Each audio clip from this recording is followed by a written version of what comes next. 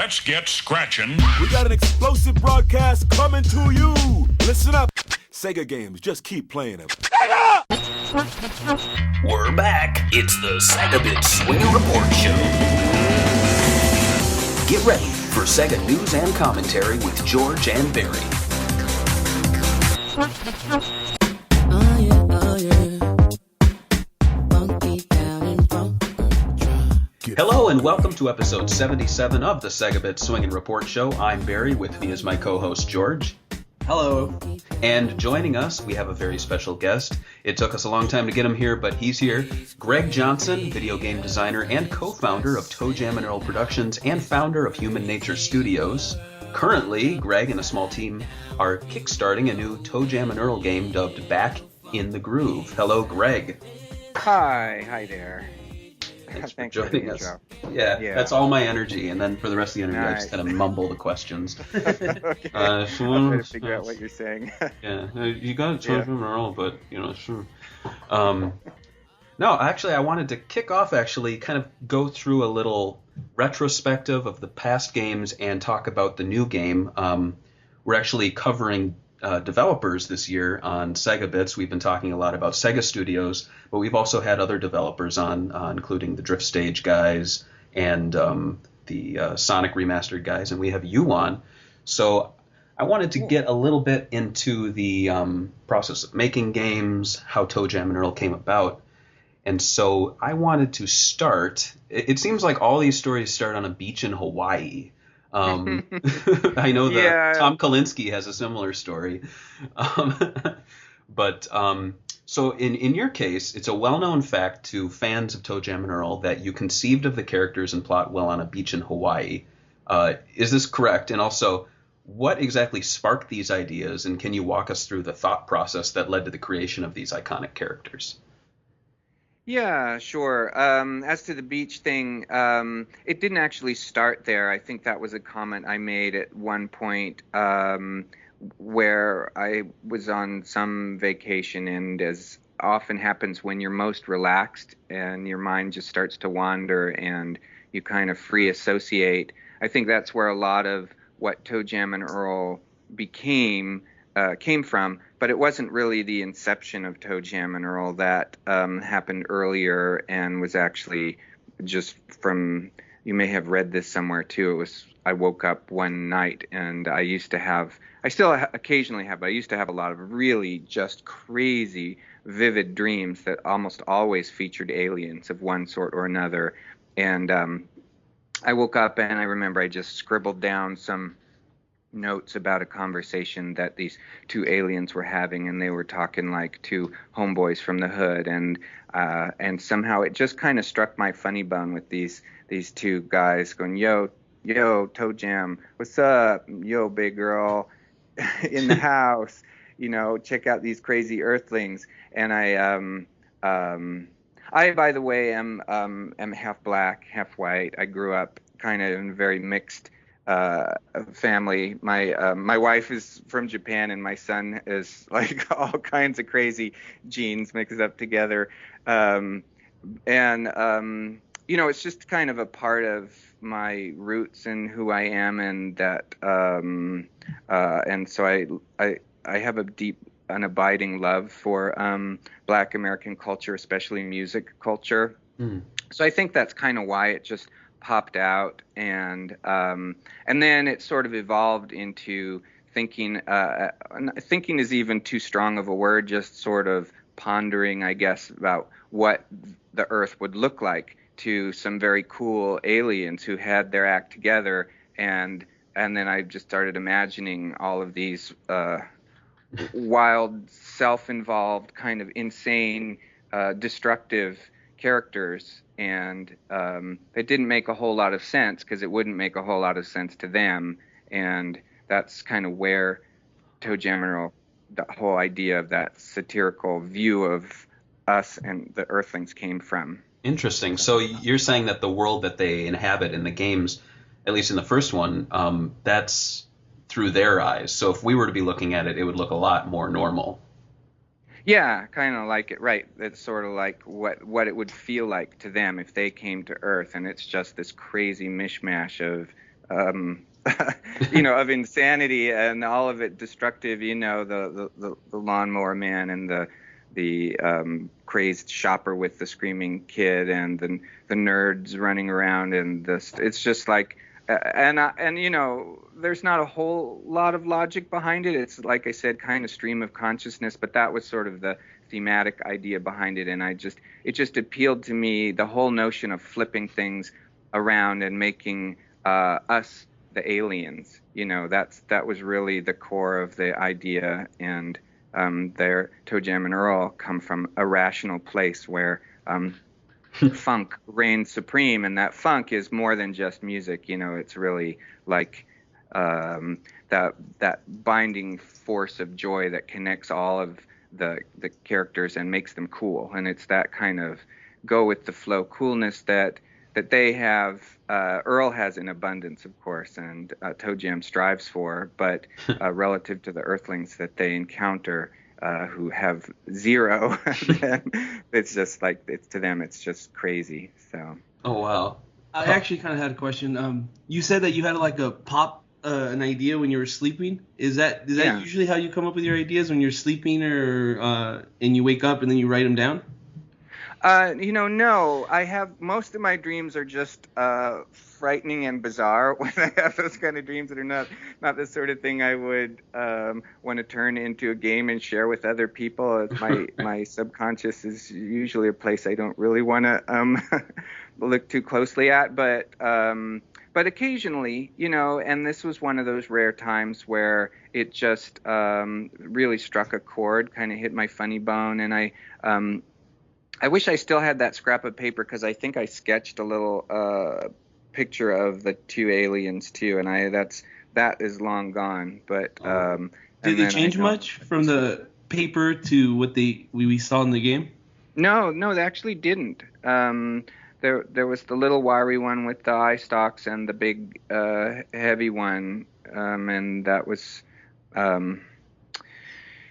It was a long time ago, but that's what I remember, and those things, they don't seem that important at the time when you scribble something on a scrap of paper. Who thinks that 25 years later you're going to wish you had that little bit of paper? But such is life. Wow. It moves forward. Wow, so. That's a great answer.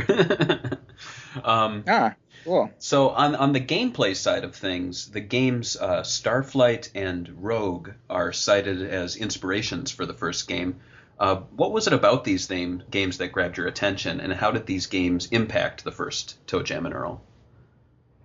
Oh, that's interesting. Those two games are very different in terms of what their relationship to me is. Rogue definitely was an inspiration in the sense that it was just a game that got me started playing games just to begin with. It was in, way back in college, probably before a lot of the listeners, and maybe, I don't know how old you guys are, but maybe even before people were born, but it was, back in the 1980, 79 and 80, when I was in college at UC San Diego, and I was playing on the mainframe terminal, in these sort of black and white ASCII characters, and the computer's off in some other room, right? And I'm sitting there till 3 or 4 in the morning when I should be doing my studying,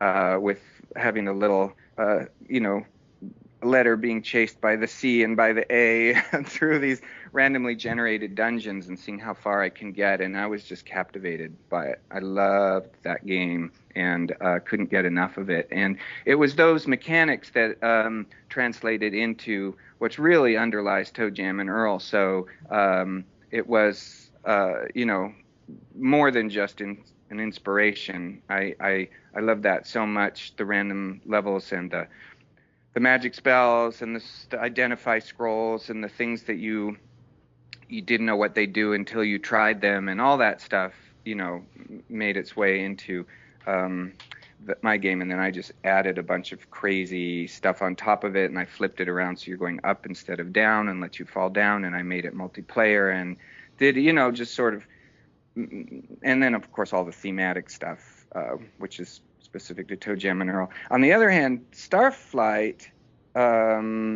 was I guess you could call that an inspiration, in as much as that was the first game that I ever designed and built straight out of college back in 1982. It was one of the very first games that was, published. Well, I shouldn't say one of the very first, but it was close to that first set of games that was published by Electronic Arts. They were a very small group at the time, just getting started.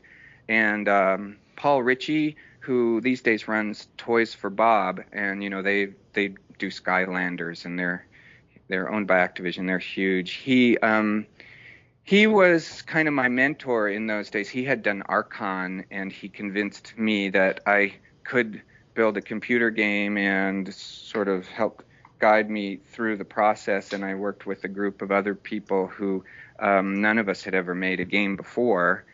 And so in a way that was how I got started in the industry. And in a funny way, that was an inspiration for ToeJam and Earl, because that was a big epic space exploration game. And after that, I kind of wanted to cut loose and do something that was lighter and funnier and more musical. And that's where oops, let me turn that off. I apologize for that. That's okay. That's where ToeJam and Earl kind of came from, because in a way, because I wanted something different. I wanted a whole different vibe, and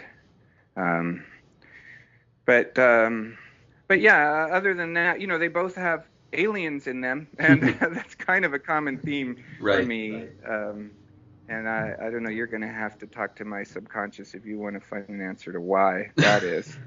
I have no clue. How about so you mentioned the randomized maps. Do you find some sort of excitement from having this randomization? Do you like having a little bit of control taken away from you, even though you're in control of designing the game? Yeah, I love it for two reasons. I love it as a player, and I love it as a developer. As a developer, you play your games that you're building over and over and over again as you're making them, like every day for at least a year, sometimes longer.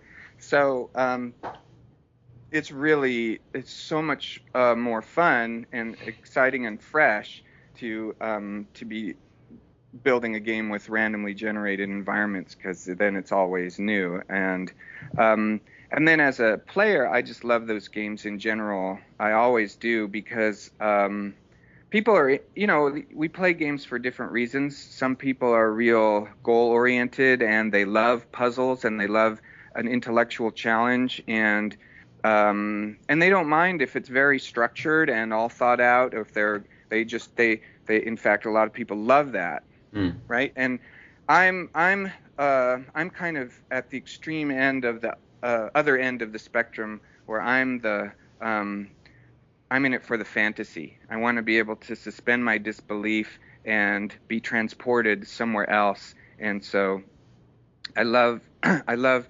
interactive story, and I love like that whole emotionally compelling sense that you can get from that level of immersion in another world.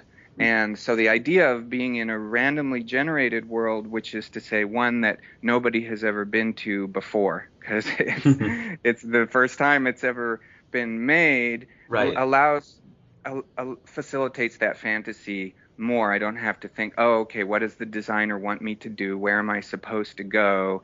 And feel like I'm on somebody's rails. Right. And you're not going to find I love that so much. You're not going to find any game facts or video walkthroughs really of the first game in that regard, which I think is kind of nice. Yeah, it's really hard to we sort of scratched our heads a lot, and a lot of game magazines would ask us for that stuff, and we're like, we don't know how to give you that because it's all random. Right. It doesn't work. That's true. Yeah, especially a ToeJam and Earl strategy guide. I can't imagine.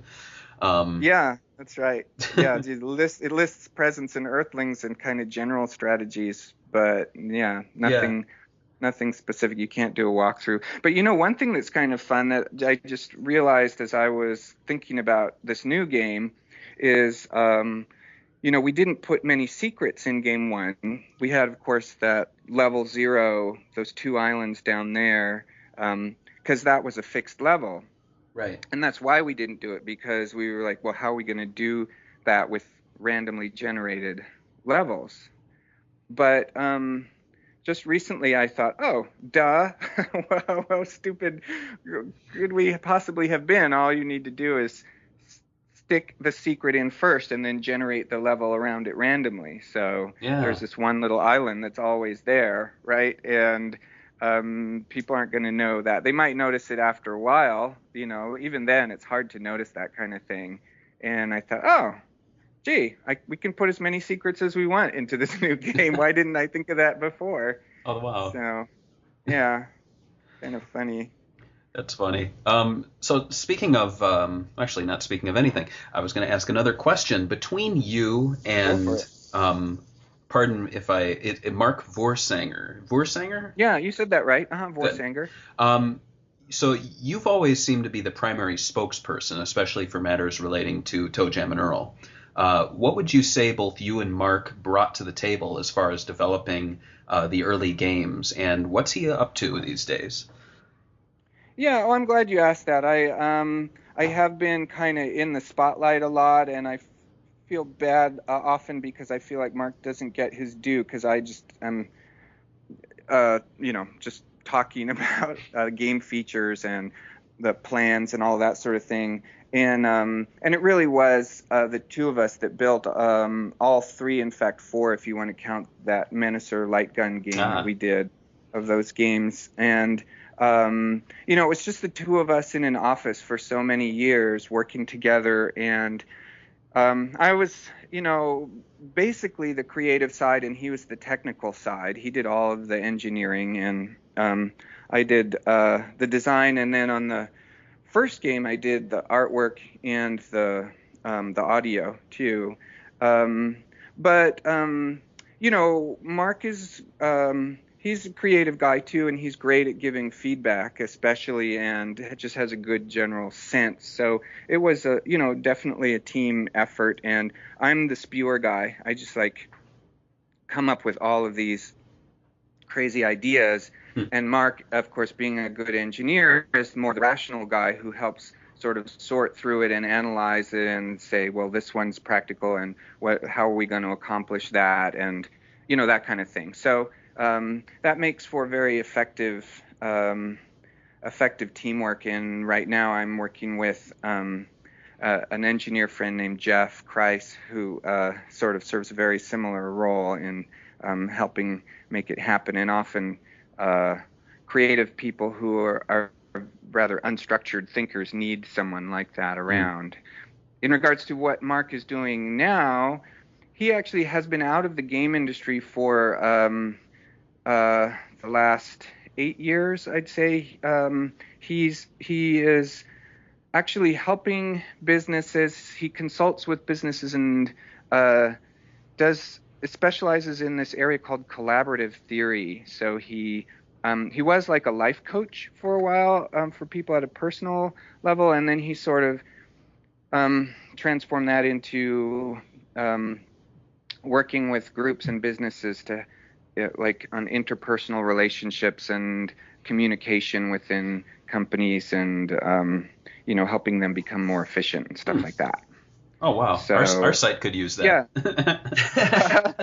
Yeah. his little I don't know if you even call it a company, but his business is called Skyward Coaching, and that's his little plug. Hi, Mark. Very cool. Yeah.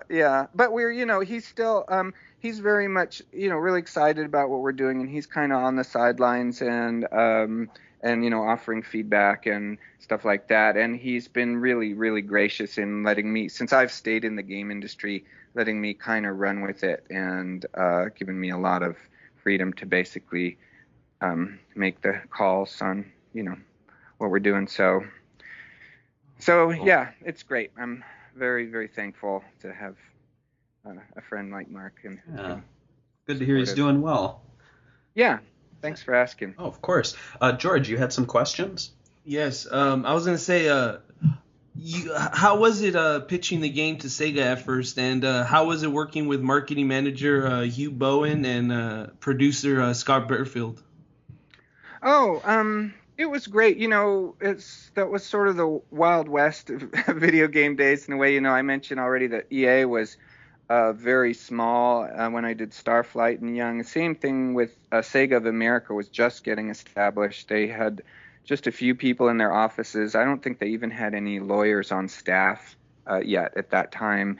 They were all still in Japan, and and we were kind of young and naive too, and we didn't know what we were doing, so we were just kind of making it up as we went along. Hugh was great, very welcoming, warm. He's a really just very friendly, personable guy who smiles a lot. And Scott Burfield, we weren't around at first when Hugh showed the stuff to Scott. We presented just to Hugh, and then he brought Scott in afterwards. And what we heard was, oh man, you immediately have a huge advocate here, because the stuff that we presented just resonated with Scott, I guess, and he just got it right away, which is kind of weird because it's so off the wall and bizarre. You don't expect people to get it at all, but Scott just, I don't know, it just sort of spoke to him. So he really kind of had our back throughout the whole project. Every time you build a game, there's always different kinds of pressures and differing priorities between you and what the publishers want, and they're beholden to their whole chain of executives above them, a lot of whom don't really get the game or have the time to even look very closely at it, and they're making decisions about what it should or shouldn't be or how it should be marketed. And so oftentimes you really need an advocate who understands you and what you're trying to do to be your spokesperson at that end. And Scott just was magnificent. He's great. So was Sega the first company you guys pitched the game to, or yeah. You guys? Yeah. So the first one you guys were like, yeah, well, they like it. You guys were all on board? Yeah, we were just off and running pretty fast. We just went in, had one meeting, showed some artwork to Hugh. We had some artwork from Steve Purcell, who is a great artist. These days he's at Pixar. He co-directed the movie Brave. So he was at LucasArts for a lot of years doing artwork for them on their what they call their scum games, like Monkey Island and those games. And then and he did Sam and Max. You may be familiar with that series. Series. Yeah. Anyway, he did a bunch of the concept art for us, and I had a bunch of 3x5 cards where I had done all of these terrain tiles, and I sat on the floor and while Hugh watched, wondering what the heck I was about to do, and I put all the tiles together in different ways and showed him how we were going to build the terrain, and how they lined up, and then he just said, "Cool, great, let's do it. I love it," and we were off and going. It was pretty painless. Oh, wow. Okay, I was gonna say, you guys called your company ToeJam and Earl Productions. Was that? Did you guys pitch like that? You guys didn't have a name, I'm assuming, when you guys pitched the idea or anything, right? We didn't. Yeah, I think at that time we were JVP Productions, Johnson Voorsanger Productions, and then we changed the name to. Yeah, I wanted to ask one thing. I mean, you guys, okay, we know now that you own the license, and how do you guys work out that contract? I mean, was it just that there was no lawyers at Sega of America at the time, and you guys could put what you guys wanted, or how did that work out? Oh yeah, it was a long time ago. I don't remember how the conversations happened exactly. At a general level, I just know that we had an attorney, and he was good, I guess. Yeah, I would say so. Yes. And we just said what we wanted. We you always, whenever you go to a publisher, even today, you try to hang on to as much of the rights as you can. Everybody wants to own the property. And I think it was because we came in there with something that was pretty well thought through and formed already. And it was because SEGA at the time was this little upstart who wanted to go up against Nintendo, and they really wanted properties. They really wanted something that could hopefully stand up against Mario. They saw us as a real opportunity, so they weren't feeling like they were giving anything away. It's all a matter of leverage. You know, these days the publishers hold all the cards. Things were a little different. The balance was a little different. They kind of needed us too. So we were just, it was just lucky too. You know, it's always a matter of timing and how people are feeling that day and stuff like that. So. Especially at that time period, considering that Nintendo had so much of the market share at the time, and the Genesis was kind of early on when you guys started up, right? Yep, that's right. Yeah, it was a different scene back then. Nintendo was really the big giant, and SEGA was trying to get visibility. I had a silly question. Yeah. So you're aware of the Console Wars book and movie, correct? Yeah. Mm-hmm. So in the event that you actually appear as a character in the movie, who would you want to play you? Oh gosh.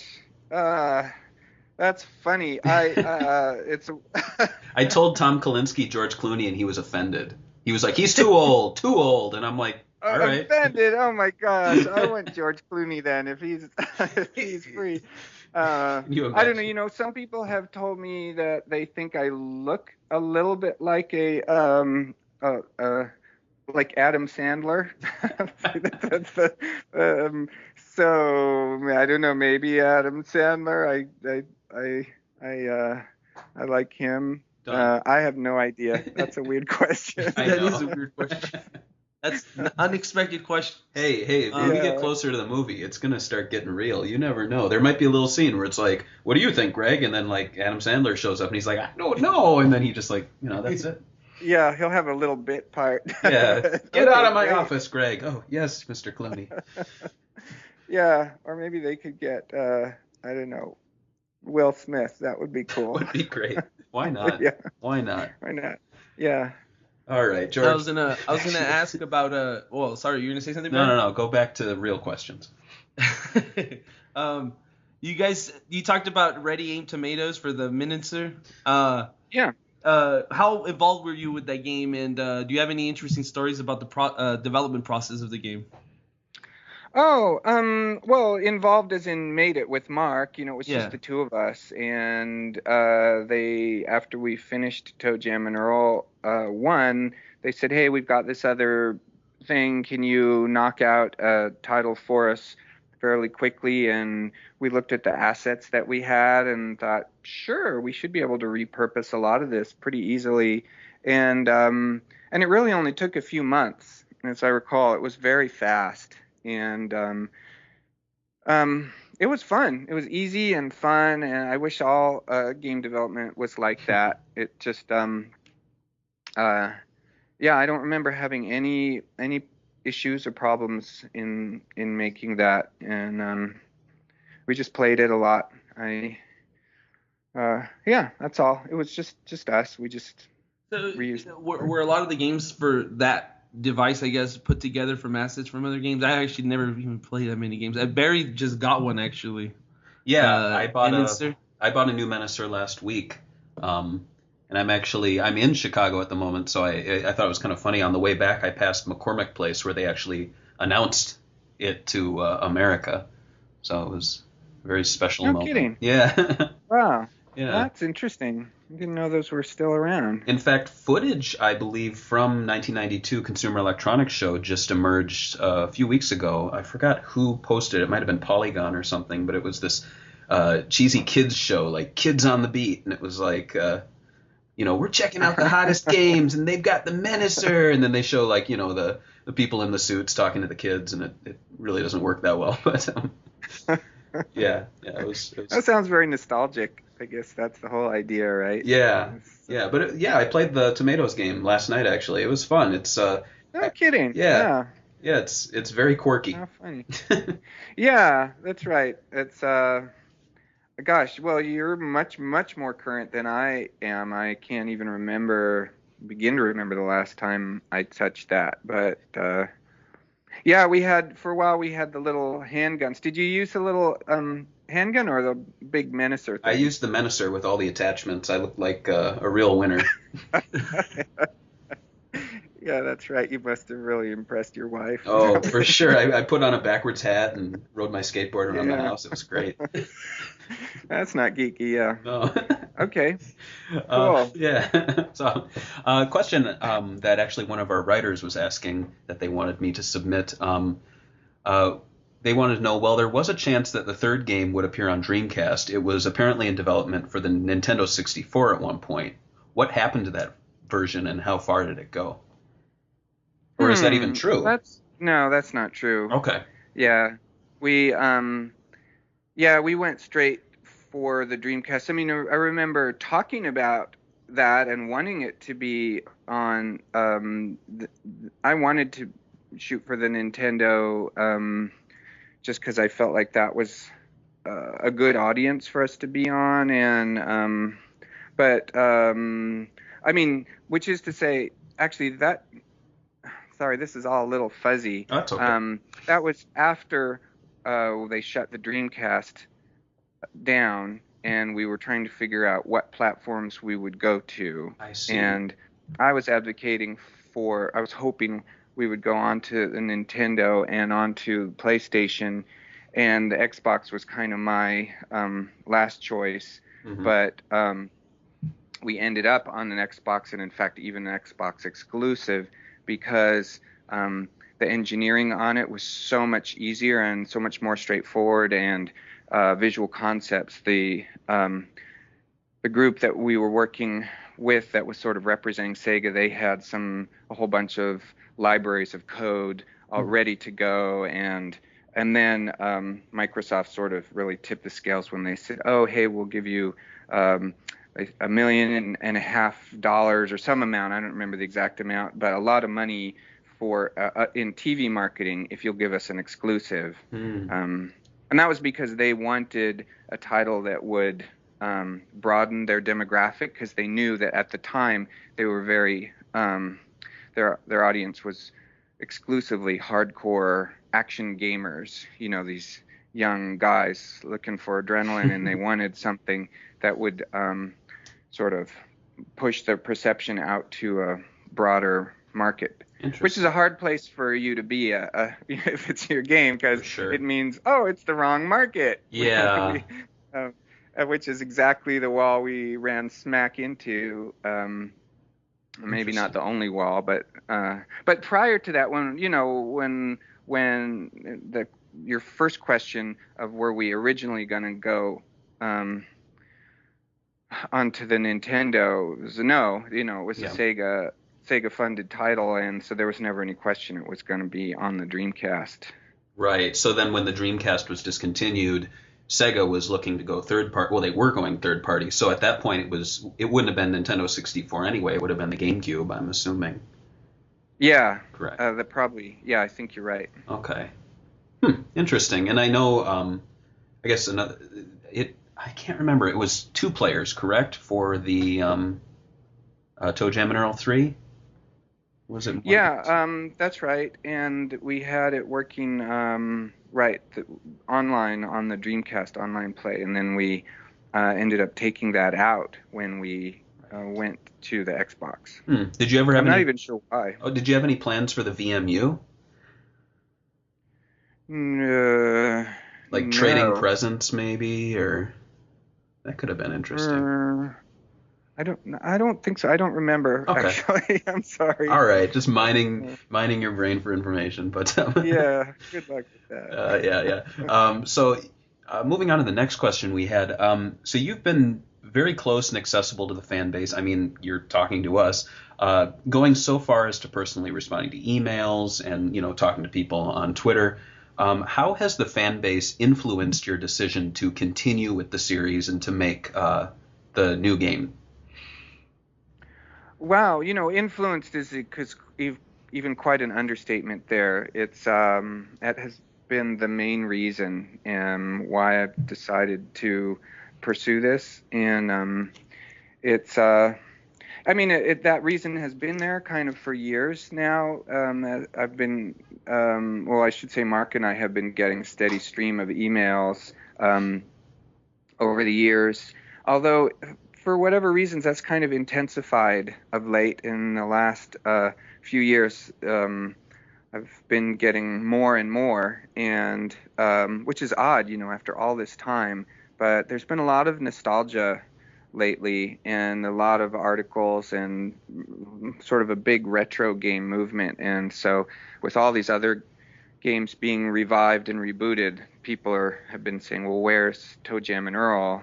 And so that's what kind of got me started really down this path. And then the next step was, well, okay, if it's going to be a game for the fans, what do they want? Right. And I kind of thought I knew, but I wasn't really sure. So that's really why I started that Facebook page, which now has about 20,000 people on it. And it's been a wonderful resource. I've been polling people all along. It's been up for about 4 months, I guess. It's called just Toejam and Earl. Mm-hmm.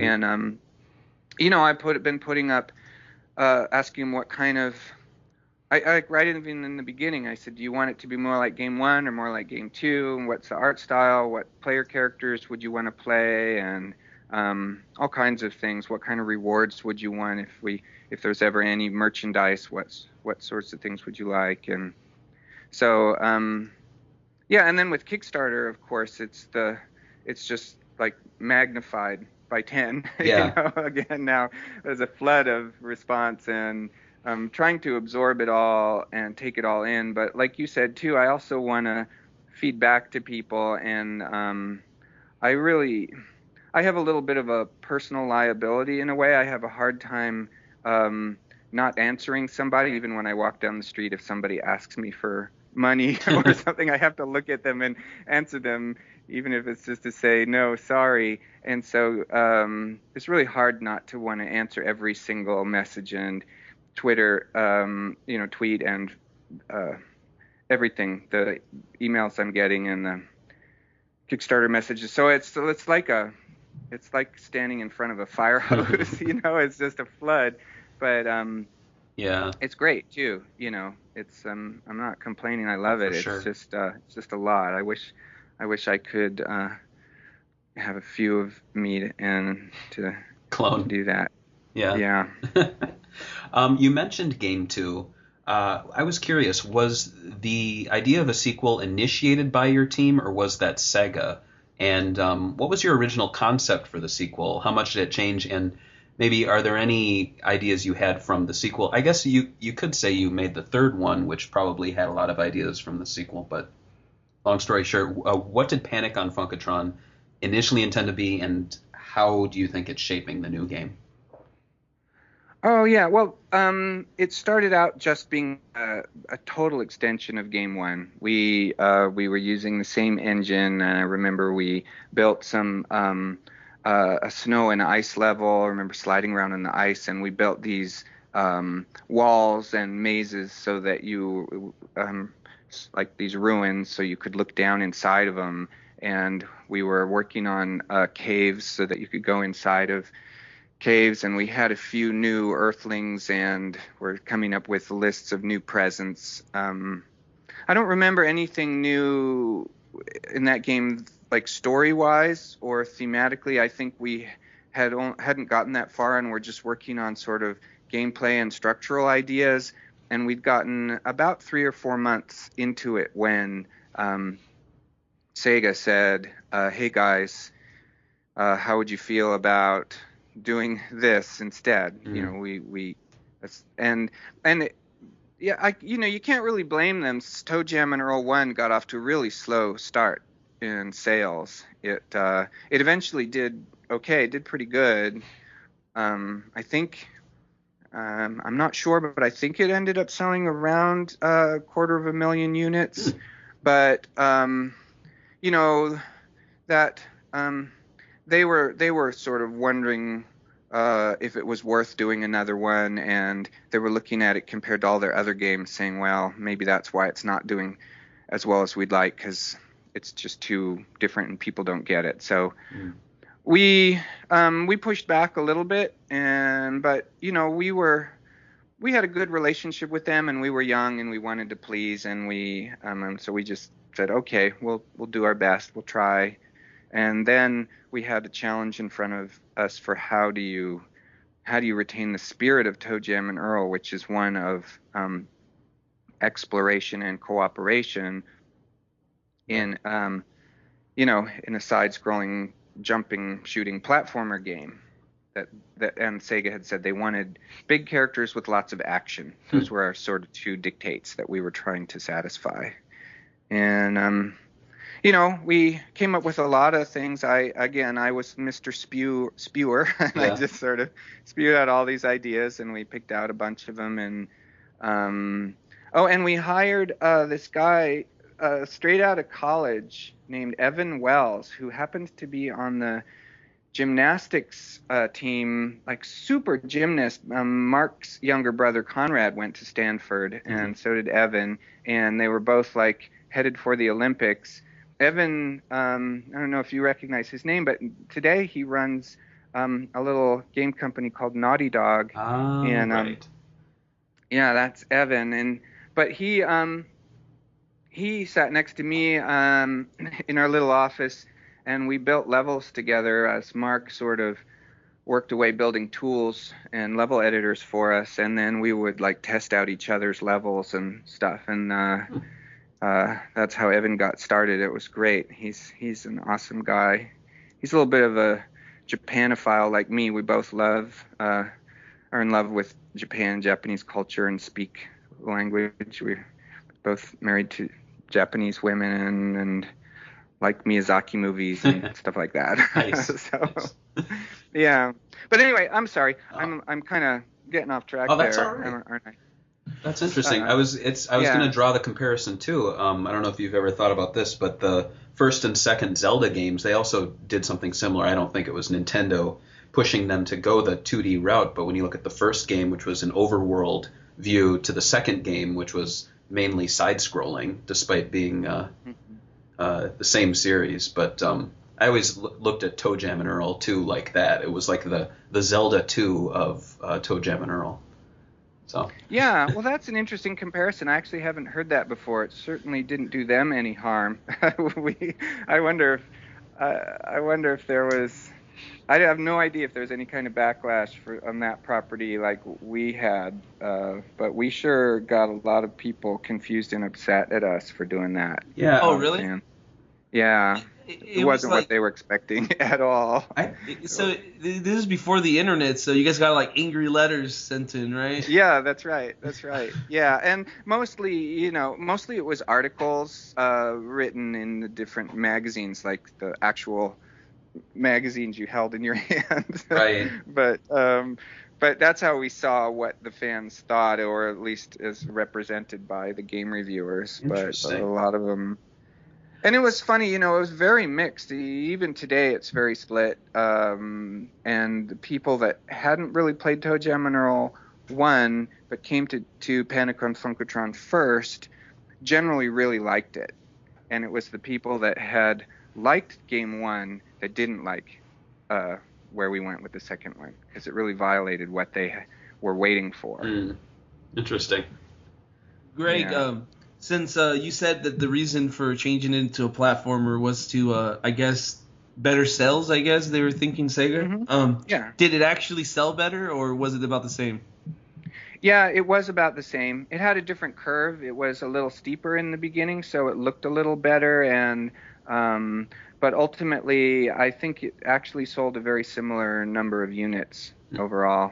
I don't remember what the numbers were. And both games actually had a pretty long and active life as rentals too. Yeah. Which doesn't turn into much of any money for the developers, and I'm not sure what publishers get out of that. But it did sort of extend the life and awareness of the properties.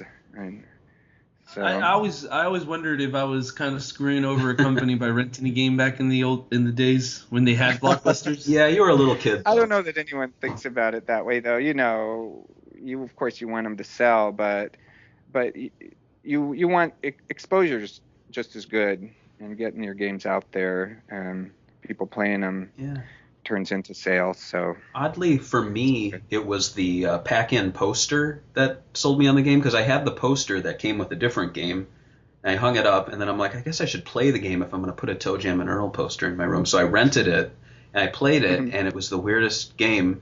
And then I ended up getting it as a gift later on, because I guess it made the list of must-have SEGA games for me. So it was that poster, that green with them dancing. Yeah. It's airbrushed. Do you know who made that poster? Oh, no, I don't. I think that might have been somebody at SEGA. Yeah. I don't think we did that artwork. Okay. Huh. Yeah. So, Yeah, their marketing department must have done that. Huh. But yeah, that's interesting. You know, I think the game is actually this is a weird thing for me to say, but I think it's actually not that fun as a single player, especially if you're just playing it for the first time. Yeah. You know, if you've played it a lot and you really understand it and you have a lot of fun associations with it, you can come back to it as a single player and enjoy it. But when you sit down for the first time as a single player, it's kind of dull. You're just walking around all the time and getting chased by stuff, and you know, and have some of the presents you open kill you, and it's like I've just seen a lot of people go, what is this? You know, and it's so slow paced too. You kind of have to downshift pretty seriously in your expectations of just that rate of stimulation that you get from faster games. So I'm never too surprised when I see, you know, trolly people on the internet going, "What are you talking about? Game 1 sucked." Like, oh, okay, they probably sat down and played it by themselves for the first time. But it's a whole different matter, of course, when you're playing it with somebody else. And that's kind of how we built it, you know. When me and Mark, we never played it by ourselves. It was always the two of us. And that was kind of the intention. We wanted to make a game that made people laugh and smile and gave them enough time to have that interaction. You know, in a game that's really, really fast, it's hard to have a conversation, right? Yeah. You can't interact with the person sitting next to you if there's something always flying at you. And in a world that gives you that sort of freedom to move wherever you want to go, you don't know exactly where your goal is, so you need to just sort of wander and explore, and then you can kind of listen to the music and cruise around. Yeah. It works when there's two of you, and you know, it's a whole different dynamic. It's a hangout game. I consider it. It's exactly. You know, it kind of appeals, I think, to even teenagers at the time who would just hang around the mall, hang around home. I mean, when I visited friends, we would just hang around. You know? Yeah, I think that's a good way to describe it. Yeah.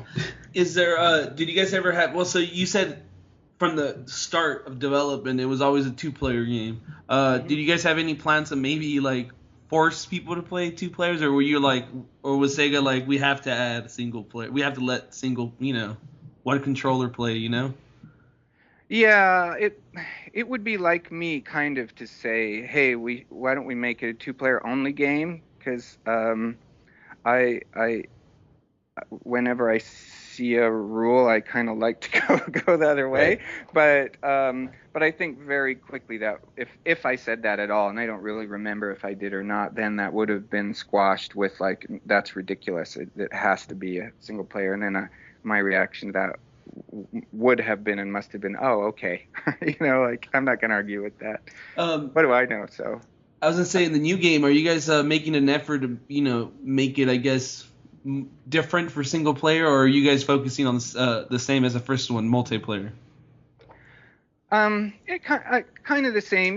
One hopes that it will be able to make it a better single-player experience, but that's not the real, by any means, the priority. I still think of it as the magic being in the cooperative play, and so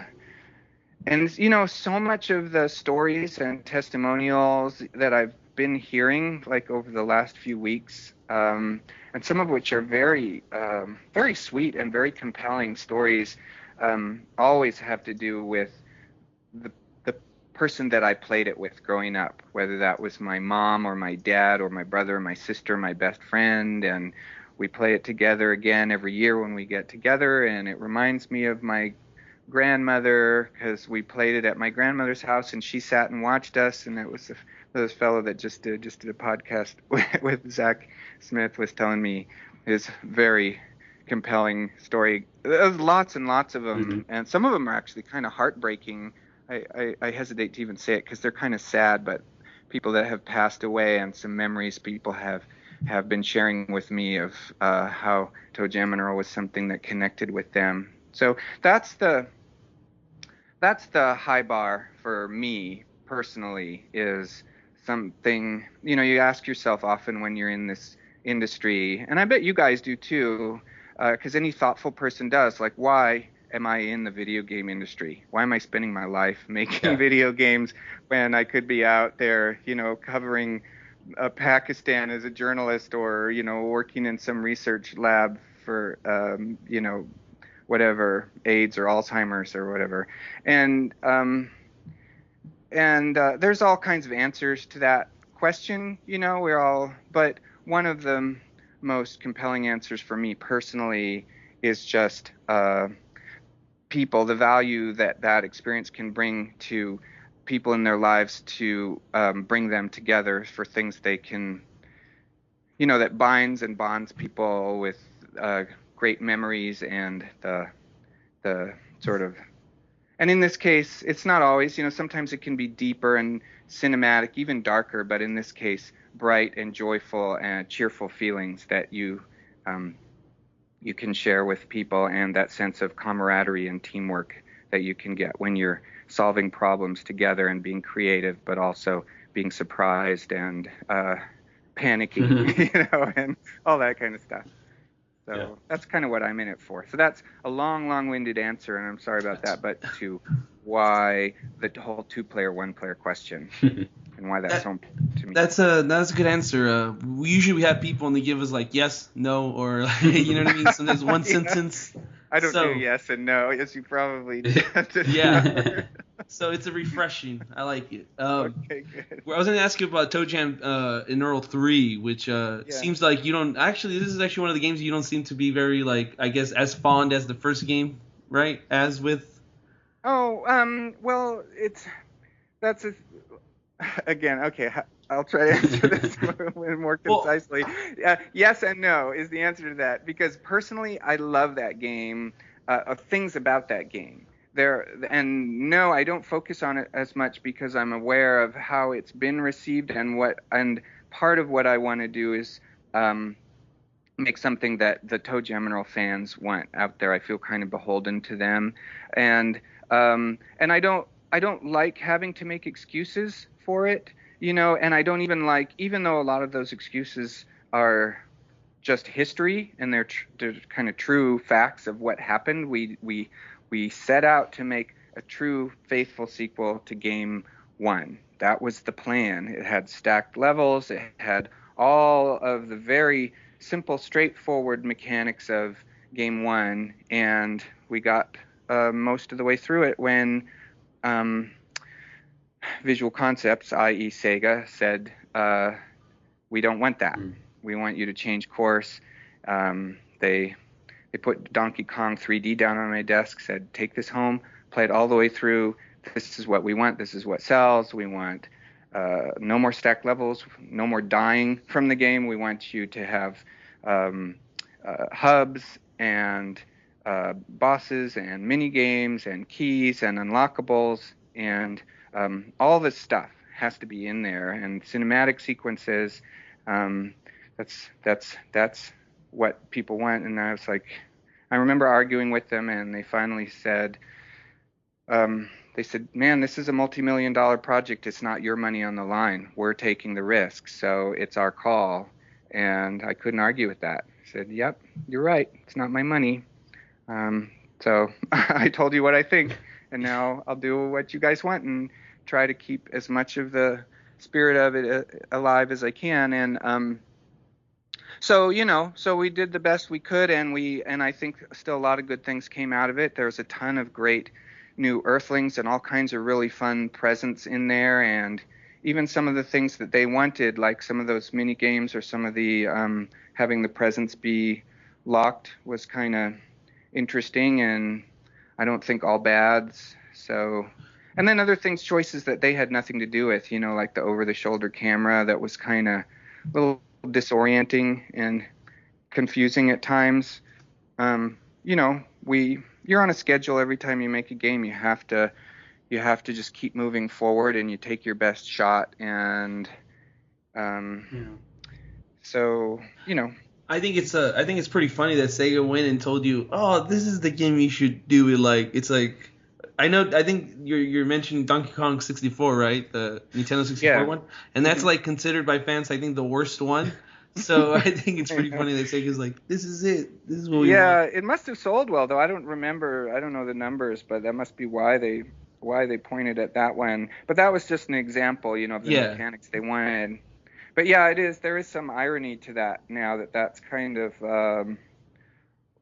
mostly forgotten, and we went chasing after the wrong thing. It's too, like, we had very different orientation. Even back then, I wanted to make a game that the fans wanted, and their orientation, which was typical of publishers, is we can't just cater to the fans. We need to make a game that really appeals to all the new people that don't know the property, and that's something, you hear over and over again for understandable reasons from publishers, and that's not what I'm doing now.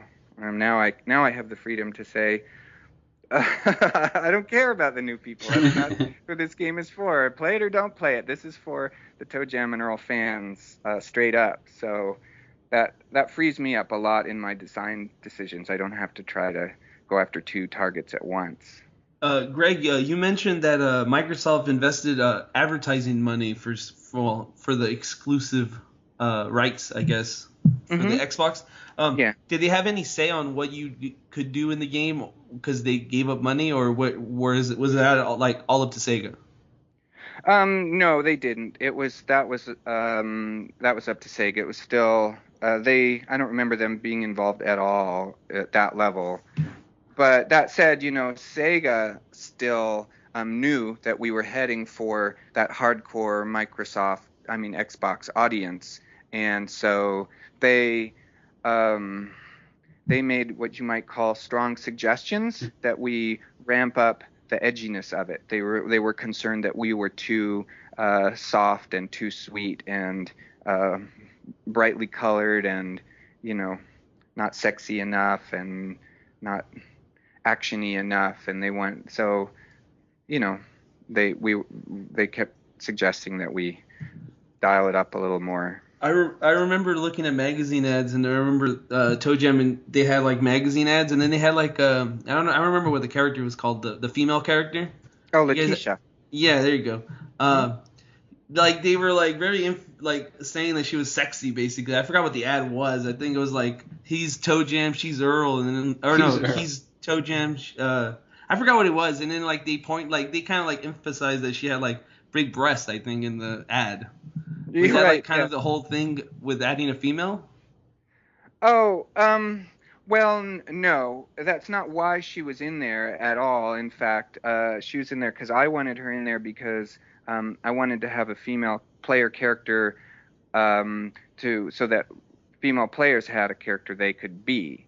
But then once she was in there, Sega wanted her to be more sexy, and I can't, they weren't like obnoxious about it or anything. They would come down, our producer at the time, and would just sort of make a suggestion of like, hey, could you do this? and that's the relationship you have as a developer. You always want to please, and you always want to say yes when you can. And so we'd say, okay, we'll try to make that happen. And then, and Iwe, our artist at the time, he was really opposed to that, and I feel bad. I was like, well, Iwe, could we make him a little bigger? Would that be okay? And you try to find that middle ground so that everybody's happy. And there was also the reason I think they pointed that out in the ads was just because part of the character development that happened in Game 3 was this relationship triangle between ToeJam, Earl, and Letitia.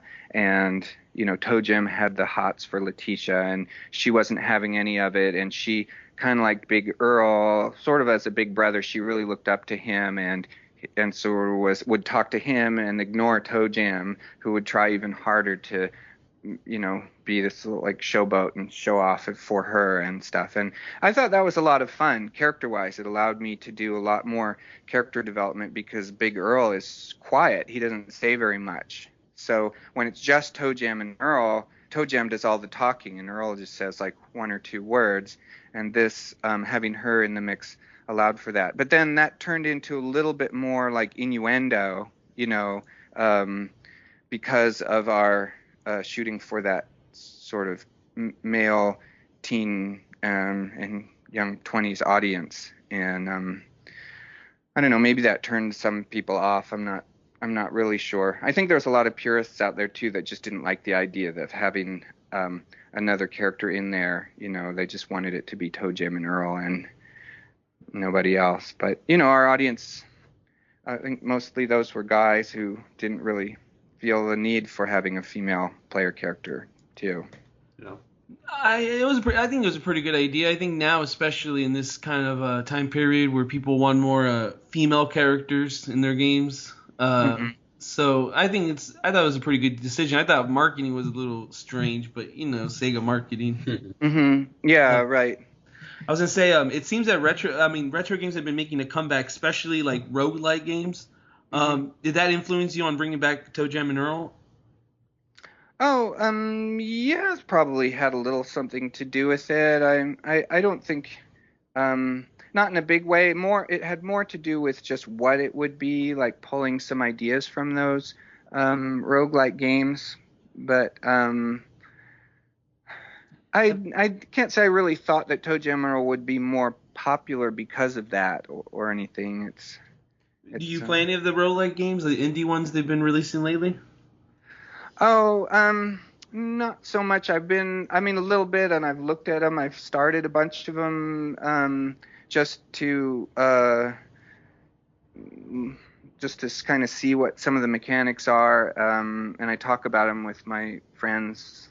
But something like Binding of Isaac, for example, I got a ways into that, and I just couldn't take it anymore. It was just so graphic.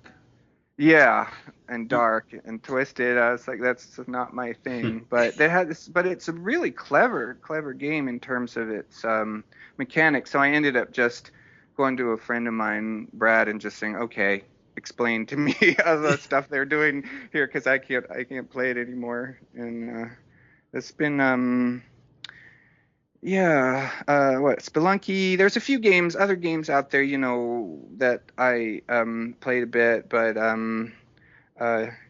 you can get the mechanics from them pretty quickly, and I just don't. I actually don't have time to play that much. Oddly enough, I just thought I'd ask because I do know that Binding of Isaac, when I played it, I was just like, this is a very weird, like, roguelike game. Like, you never really see these type of games released anymore. And it was crazy. Like, everybody was talking about it online and playing it. That's true.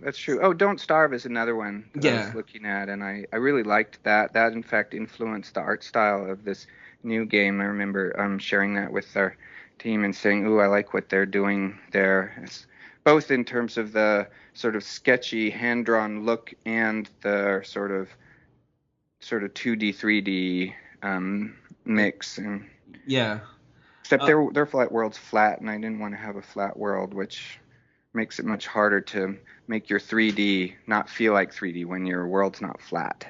Yeah, and I saw that you guys already changed it too. You guys took backer feedback and put cell shaded. Yeah, right. Well, that's just concept art. We wanted to get something out there quick to show people that we are listening and that we're going to experiment with it. And that's a two-edged. Is that a two-edged sword? Is that the right metaphor? Yeah, a double-edged sword? Of showing an early prototype, because that's all that was, something we put together very quickly just to kind of get the idea across. And we have all along planned to be, developing and tweaking the look and, but people see what they see and immediately go, it should be this, it should be that. So we kind of wanted to communicate that, yes, we hear you, and yes, we are trying to experiment with new visuals. That has been our plan all along. But those, like I said, that's just concept art. So we still have our due diligence to do to try to figure out what we can achieve technically. We've done a little bit of that so far just to make sure that we weren't going to kind of promise or even suggest something that we can't deliver at all. But I'm not sure how much of that we'll be able to really do. I mean, changing the palette and bumping up the saturation and changing textures on things, that's easy. It's the black outlines around all of that randomly generated terrain, and whether or not we could put outlines over the hills to make them look like they're flat or not, is those things we don't really know yet. Oh, okay. Actually, this is a different question. Back in 2010, SEGA had a poll, I don't even remember this, asking for users to vote what Genesis game they want to re-release on Xbox Live Arcade. I remember that, yeah. And apparently ToeJam and Earl won, but SEGA didn't really own the rights to it, and I guess none of them knew. Can you give me on details about this? And did you and SEGA, you guys didn't reach an agreement? Can you talk about why you guys didn't reach an agreement? Oh, I don't even remember us having any specific conversations as a result of that. It's not like that's so they never contacted you after the fans, I guess, asked for the game? No. That's really I don't even remember how I heard about that, but I did hear about it, and we've had a good relationship with SEGA over the years, and they're, but they're busy doing their other things that are generating money. This is an old property, and they're never really sure whether it was worth putting more energy into it, and they focus on properties that they own mostly. I think that's been a little bit of a barrier, that they have to get our approval and all that. It gets a little more complicated. So, there's a whole bunch of factors but it's not for lack of interest. I think that did have an effect on me, certainly, and it made me feel like, okay, one of these months or years, as soon as I can, I really want to, maybe there are enough people out there that it's worth it to me to try to make this happen. And I've tried, periodically too. I've gone shopping to SEGA and to other publishers, trying to get a new ToeJam and Earl game funded and off the ground. Just haven't had much luck. People just weren't sure there was enough of a demand. Mm-hmm. So, and I kept trying to say, yes, there is. Yes, there is. But they're like, yeah, right. You're a little biased. Why should we listen to you? Of course you think there is. So. Right. Yeah, that we'll see now. If we get over the line with Kickstarter, then we'll know that there is. And if we don't, then well, okay, maybe those publishers were right, and there aren't enough people out there. So we'll find out soon. Yeah, another thing that happened in 2010 I just wanted to bring up was Sumo Digital, who was making Sonic and Sega All-Stars Racing. They wanted to add ToeJam and Earl. Now, I know, I believe you've spoken about it in the past, and it was basically an issue of by the time things were kind of sorted out, it was too late. Did you see any early prototypes or drawings or footage? No? Okay. No, nothing. Yeah, I found out about it pretty late, actually. They were already very far down the road, and I'm sure they were busy with a lot of things, and we were just one of the things on their list. And then again, it just gets complicated because then there's us trying to figure out where the rights stand with Sega, and then we have to talk to their lawyer, has to talk to our lawyer, and then has to talk to Sumo and everybody. Then there's a week or two between the times that people are getting back to each other, and then by the time we kind of had an understanding, it was too late. Mm-hmm.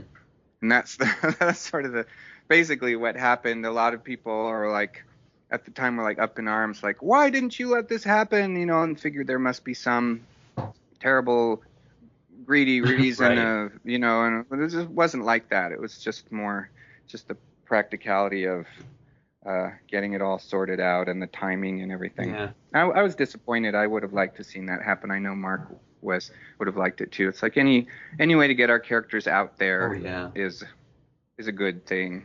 Why wouldn't we want that? So. For sure. I'm wondering, so do you consider Back in the Groove to be ToeJam and Earl 4, or do you see it more as a reimagining of the concepts of the first game, sort of maybe like a reboot? Well, I'm not even sure what the difference is. The in a normal sequence of titles and sequels, that 1, 2, 3, 4 would be very meaningful because they're usually a very direct evolution of one after the other. They just build on the same engine. Because we've sort of changed course so dramatically, there's really no way you can consider this a ToeJam and Earl 4 in that sense. Mm-hmm. It really is more of a reboot, I think, of Game 1. I had to kind of choose. Mm-hmm. Was it going to be Game 1-esque or more like Game 2? And I didn't really consider Game 3 because that is that's sort of like a warped Game 1, a Donkey Kongified Game 1. So yeah. Anyway, I'd say more of a reboot, I guess. Okay, cool. George, you had a question about co-op. Oh yes. In your Kickstarter page, you guys mentioned you guys have 4-player co-op. Does that mean characters like Peekaboo and Lawanda might be playable in the full game? Yeah, that's the idea. In fact, that was one of the things I sort of polled people on the Facebook page and said, hey, if we had added 2 other characters, who would you want to see? And those were the 2 that came up to the top. There's a lot of different ideas, and people threw out a lot of fun ideas. Even some people were saying, oh, you should be Earthlings like the Wise Man or the Viking Lady, or ToeJam and Earl's relatives, from the end of the game when you see ToeJam's little twin sisters, or Earl's got like a little brother and sister, or maybe Earl's mom or something.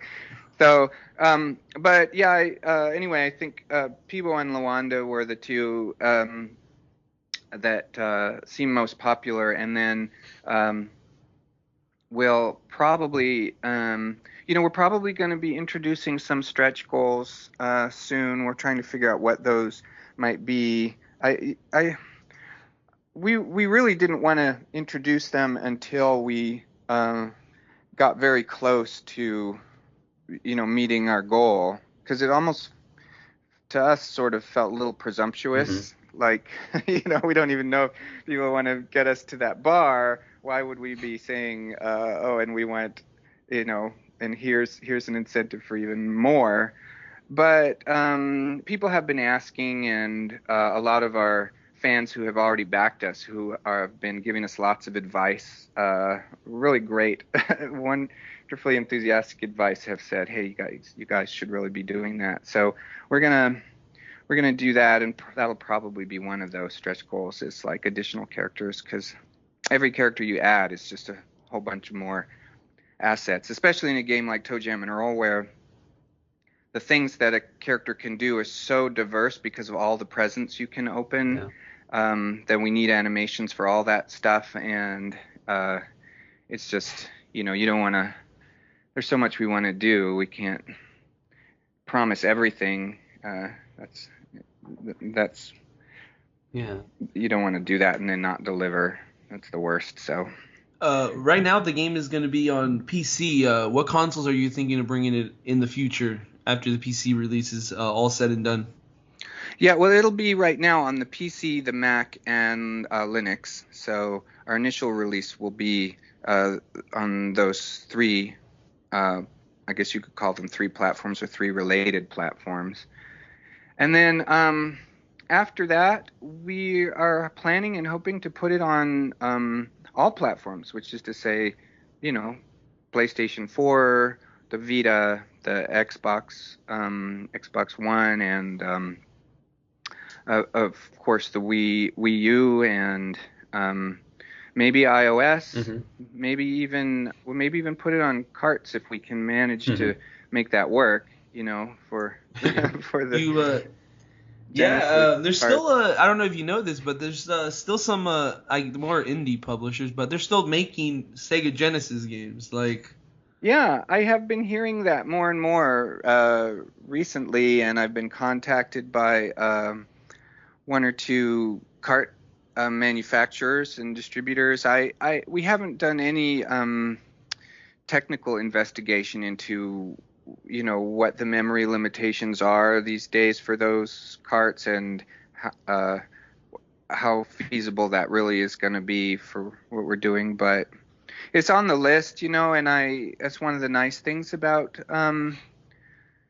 being independent like this. Like the last game I did was for Sony as a first party title, which has its benefits too, of course. Being first party can be great, but one of the downsides is you're all Sony, or you're all whatever your first party relationship is. And now as an independent, we can go to everything. It's just a matter of getting enough funding to do it.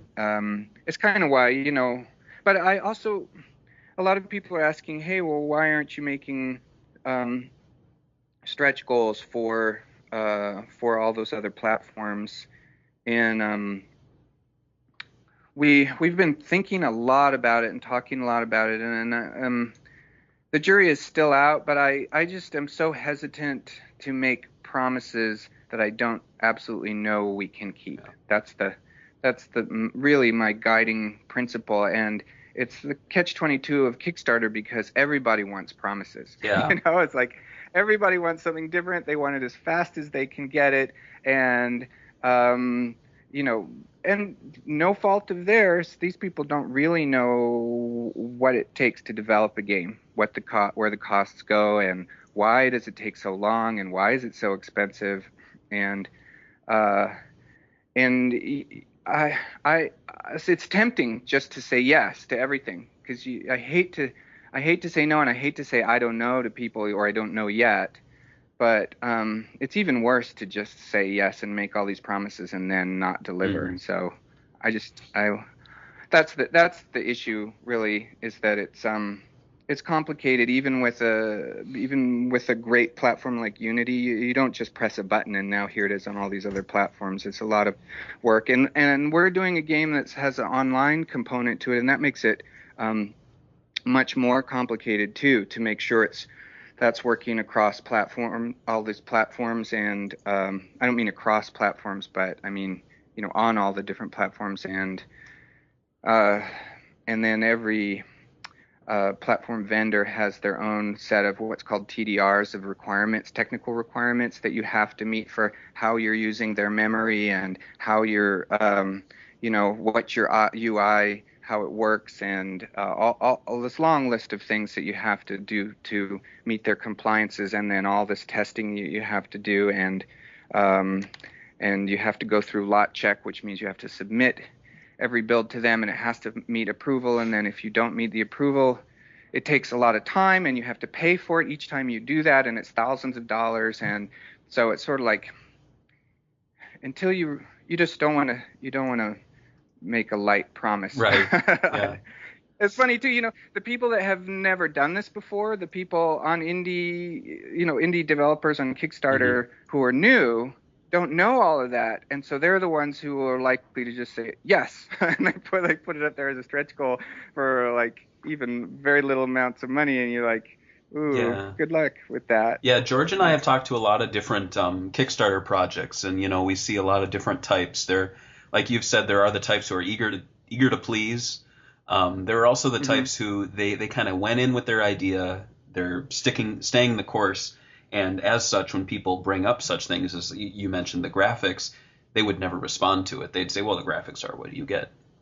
So it's a very tricky platform, and I think a lot of people who might not be used to that sort of idea of how it works. It's a new thing, even though Kickstarter's been around for a while. I'm impressed though. You guys have raised 217,000 up 217.28. It just went up to 4,200. But with 21 days to go, and plus there's always a big surge at the end of these. It's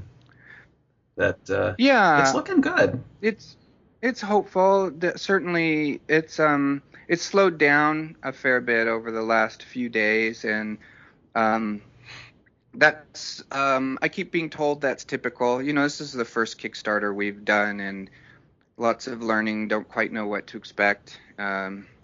I even met with somebody from Kickstarter yesterday at GDC, which was great, and I got more of an education. And he said, "Yeah, you're doing good." And I just said, "I keep feeling like we must be making some big mistake." and he said, "No, from what I can see, there's you're on the path. It's fine. I'll let you know if I see any glaring errors or anything. But there's a lot of. We're going to put out some, updates. We're one of the things we're getting a lot of requests for that we're trying to figure out if we can do is what's called add-ons. Where people want a lot of the merchandise outside of just to be able to get it in addition to the tiers that they're signing up for. Yeah. You have some pretty impressive rewards for backers, including you have T-shirts, you have sweatshirts, and you also have these vinyl figures. And I was wondering what the process was in producing these, and also if you have any plans outside of the rewards to actually merchandise ToeJam and Earl, not just what you have shown here, but maybe any other things.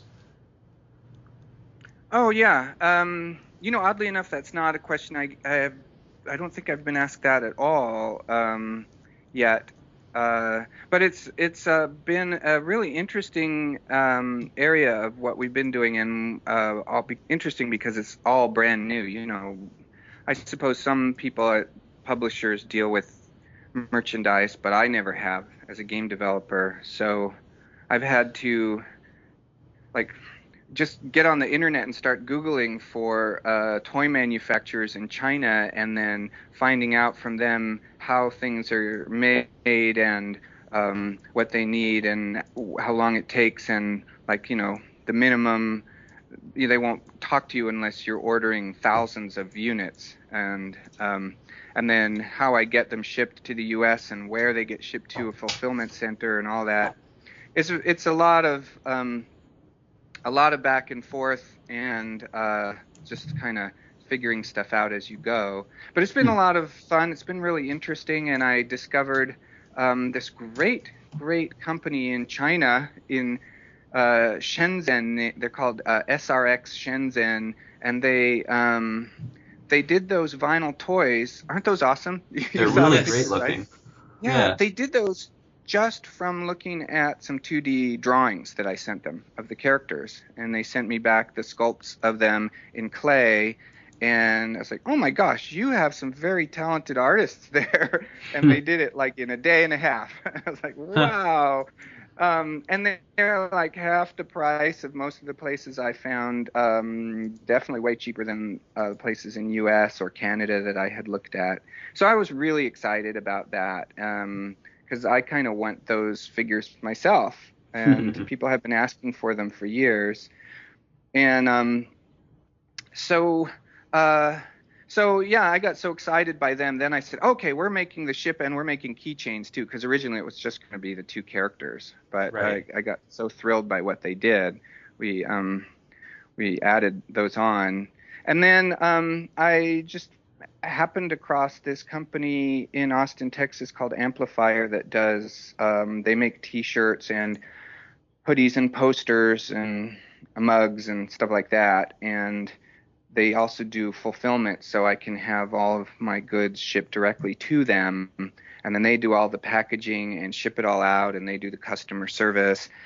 And then there's another company that I found called BackerKit, and they collect all the data from Kickstarter and correlate it and do all the surveys to find out what sizes you want and what add-ons you want and what, address, if you've changed your address or anything like that. And then they give all that data, feed it to the fulfillment company. So there's this whole infrastructure that has grown up to support Kickstarters. And if you of course it's not free, so right. You have to be of a kind of a certain size to be able to use that stuff at all for it to be cost effective. But at a certain size, the opposite's also true, that if you try to do that yourself, you just get buried.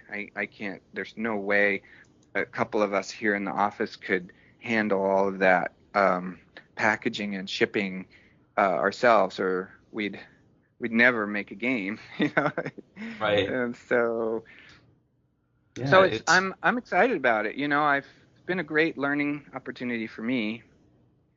Yeah. You asked me about. Oh, I'm sorry. Go ahead. Oh no, go on about potentially marketing outside of the Kickstarter for. Right. That's what I was gonna. Yeah. Go to. Sure.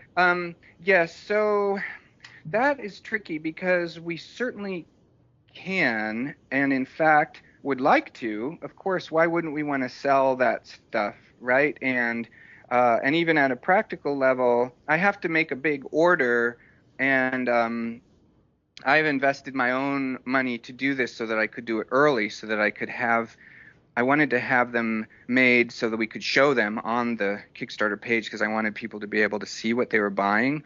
And I also don't want people to have to wait too long. And there's really long lead times right. for these toys and stuff. So, I went ahead and started the order, and I've ordered a few thousand units of each of these things. And we may not get that many people, paying for it as backers. So I might have a bunch of stuff sitting in a warehouse. But the flip side of that is, we have to be fair to the people that have dished out money to, of course, for the tiers, and we don't want to turn around right after Kickstarter and then sell the same stuff for cheap. that would be awful, and people would get really rightfully pissed at us. So we kind of have to figure out, at the very least, I think, we'll wait for quite a while. I don't know what that is, but maybe it's like a year or something, and maybe we'll put it, we won't have that packaging anymore. That they have, so we want to try to make that exclusive, so that the Kickstarter people have something that's feels more like a collector's thing and is special. Right. Yeah, I found in the world of toys, a package does a lot. You get something in a baggie, and it's not as special as the one that was in the box. So. Yeah, that's right. And the box art's really, really cool. Nathan, our artist here, he did that, and I was really thrilled with it. It's going to put people in a lot of people in a big dilemma, though, because they're going to be very torn. They're going to want to get their hands on the toys, but they're not going to want to take it out of the box. Yeah. It's like, and they're going to be like, "Don't touch that box!" No, right. Of course. If you want to be really crafty, you put a special branded piece of tape across the top so they can't break it. They won't.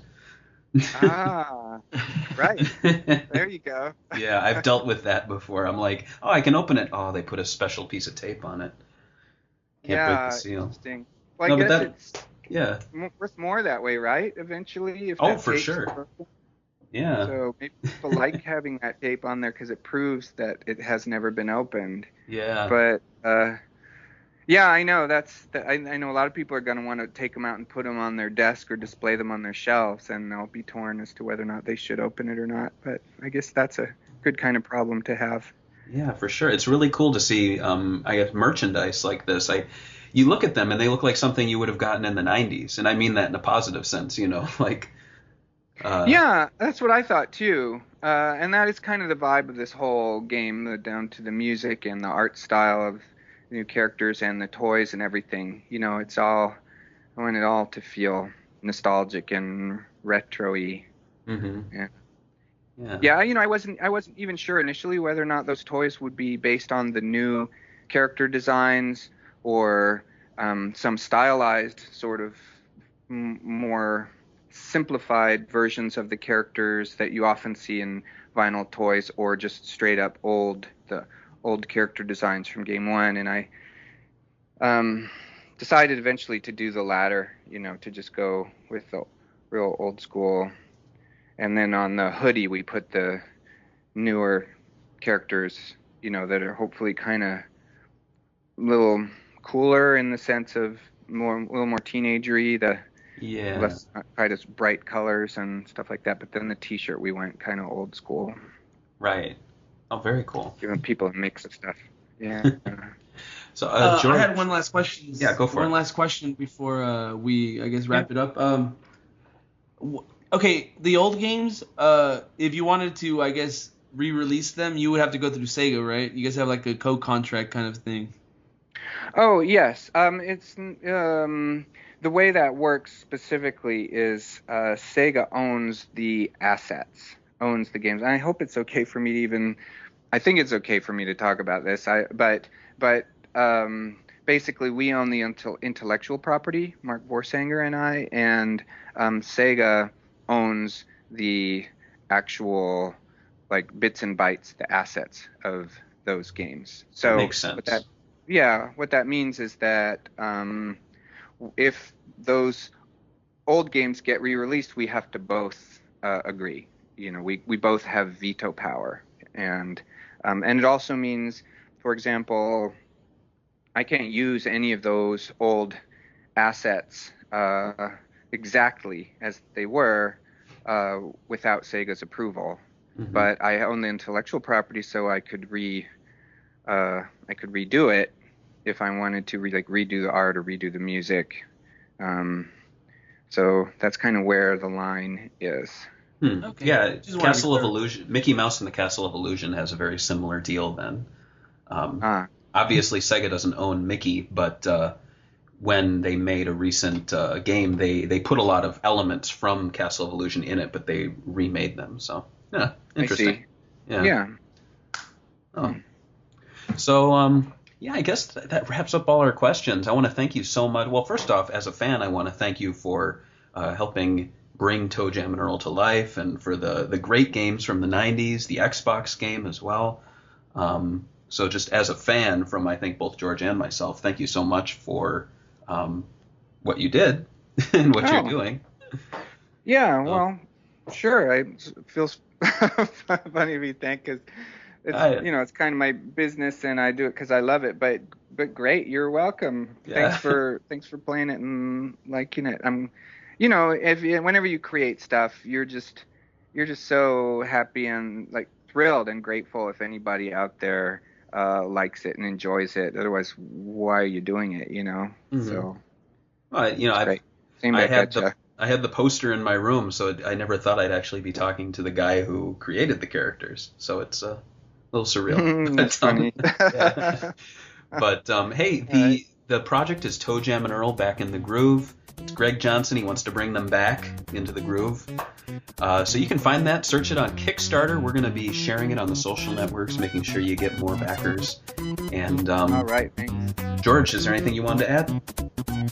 Just saying thank you for being on the show, even though we had a rough start. It's a good podcast. Thank you. Absolutely. Thank you so much. Oh, yeah. Yeah, thanks, guys.